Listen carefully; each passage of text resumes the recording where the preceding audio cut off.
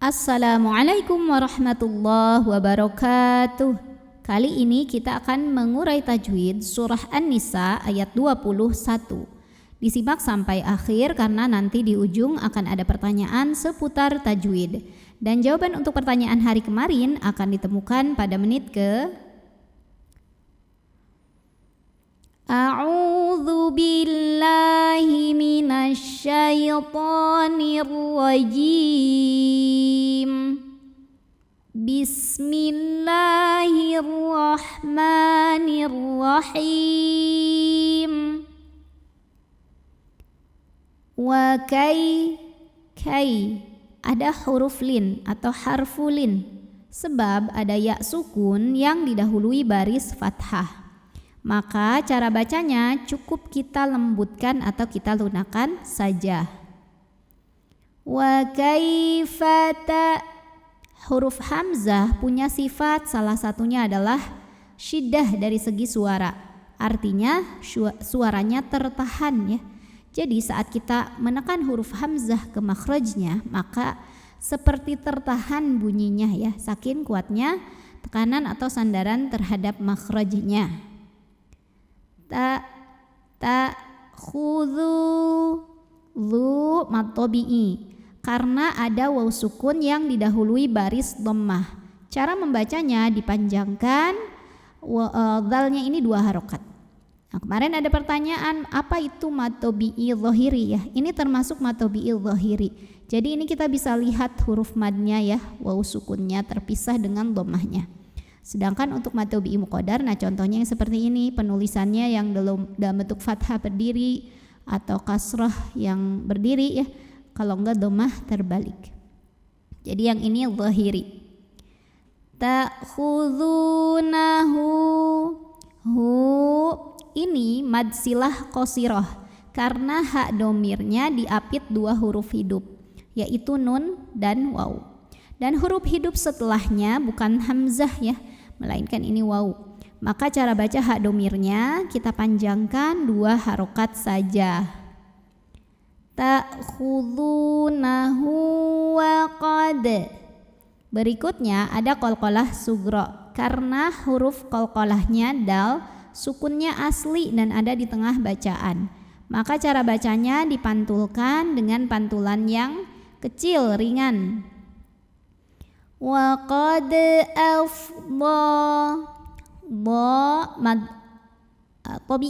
tabi'inya mad tabi'i muqaddar karena ditulis dalam bentuk fathah panjang di atas huruf dhad. Maka cara bacanya kita panjangkan dhadnya 2 harokat.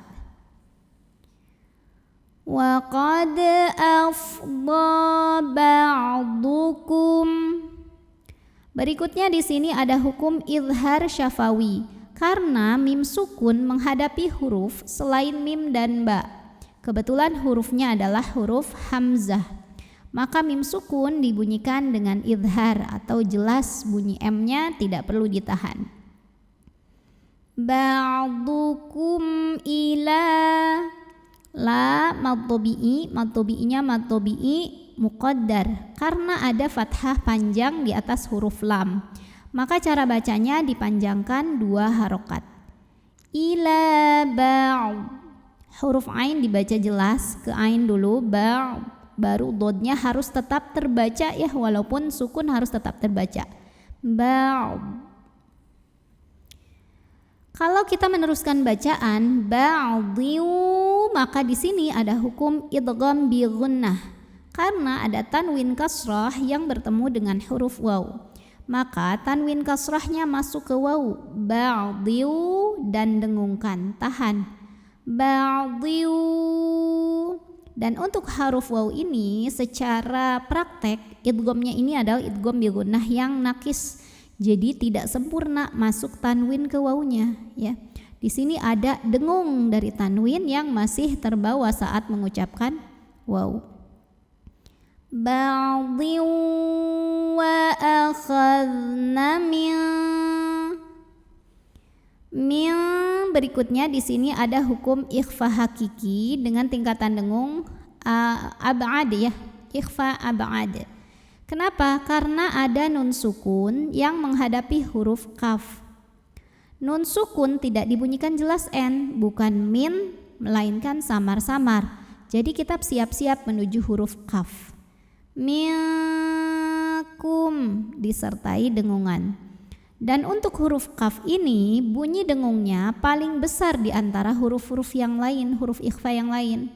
Kenapa? Karena huruf kaf ini makhrajnya jauh dari nun. Jadi siap-siapnya banyak masuk ke dalam ya, ke pangkal lidah. Minkum. Berikutnya ada hukum idgham mimi karena mim sukun ketemu mim. Boleh juga disebut dengan idgham mutamatsilain, boleh ya, karena dua huruf yang sama persis bertemu ya. Kita bahas dulu dari idgham mimi. Idgham mimi itu nama khusus untuk mim ketemu sama mim ya. Maka cara bacanya itu mim pertama masuk ke mim kedua disertai bunyi dengung. Bunyi M tahan. Minkum tahan.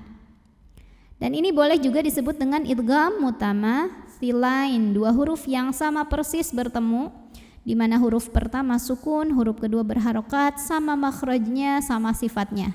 Dengan artian ini lebih simpelnya sama persis hurufnya. Maka cara bacanya masuk mim pertama ke mim kedua disertai dengung, sama aja ya.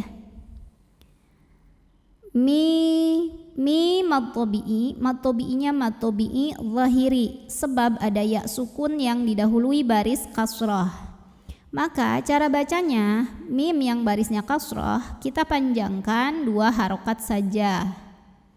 Misa, sa juga mad tabi'inya mad tabi'i zahiri karena ada alif yang didahului baris fathah. Maka cara bacanya dipanjangkan sa-nya dua harokat saja, sama seperti mim. Misaqan. Berikutnya ada hukum izhar halqi karena ada tanwin fathah yang bertemu dengan huruf halqi atau huruf tenggorokan yaitu ghain. Maka tanwinnya kita bunyikan dengan N jelas. Misaqan ghali. Li mad tabi'inya mad tabi'i zahiri karena ada ya sukun yang didahului baris kasrah. Maka cara bacanya dipanjangkan lamnya dua harokat. Ghalidha, wa mad iwad, sebab ada baris tanwin fathah yang diwaqafkan atau diberhentikan.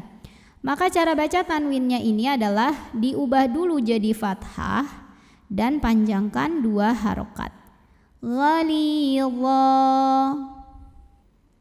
A'udzu billahi minasy syaithanir rajim. Bismillahirrahmanirrahim. Wa kaifa ta'khudhunahu wa qad afdha ba'dukum ila ba'd.